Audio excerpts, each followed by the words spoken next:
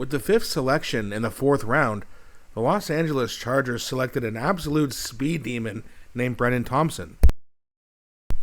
Now, this guy was, I think, a lot of people had him probably maybe around this late 2nd, 3rd round. But I think his height, he is a shorter guy at 5'9", 164. He's a bit light, but my God, is this guy fast. Now, we're going to get into this, but before we do, please don't forget to like and subscribe. Really helps grow the channel, and I appreciate you guys so much for that. So his production score, 71, not bad, but the athleticism score, 81. And remember when I said he was a speed demon?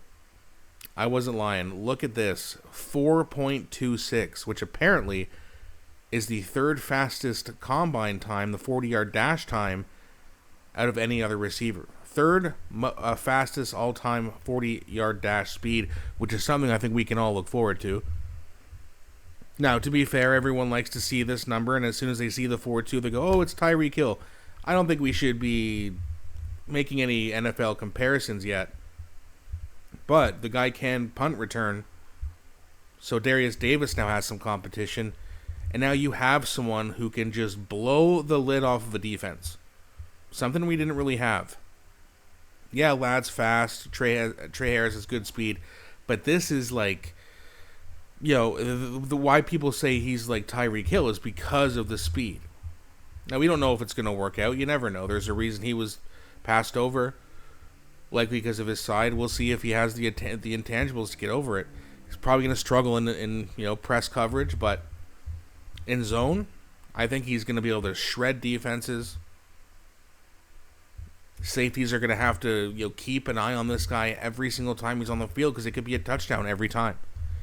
And to pair him with Trey Harris and Ladd and Quentin Johnston and KLS and hopefully Keenan Allen, this is one hell of a receiving core.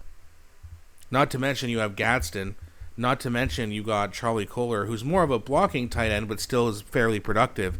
And then you got Hampton and Mitchell in the backfield who can also catch. Justin Herbert has a lot of weapons, and we also had a lot of 4th-round picks today. I'll be releasing a video on each prospect that we get, giving you a little bit of a breakdown.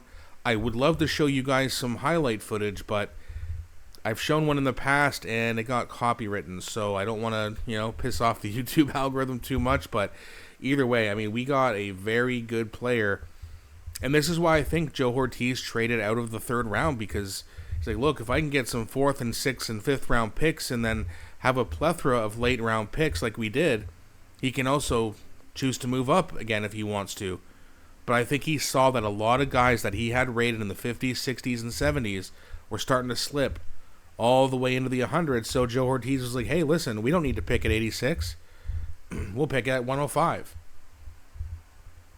And then they're going to get, or what do they get? They got like 220 something or 130s, whatever it was, but they got 4th and 6th round picks to trade back. And they traded back twice yesterday. So that's very, very interesting. Trading back from 55 to 63 and then 86 to 105. And it got us a lot of depth picks, so we can go and pick guys like this. This is a great pick in my opinion. This guy has lots of potential. Let me know what you think in the comment section. Have you ever watched him play college? I've only seen his highlights, but let me know what you think. He went to Mississippi State, so if you want to turn on their tape, let me know. Again, I would just YouTube the highlights, but no can do. Either way, thanks so much for watching. Don't forget to like and subscribe, and I'll be back shortly with a new one.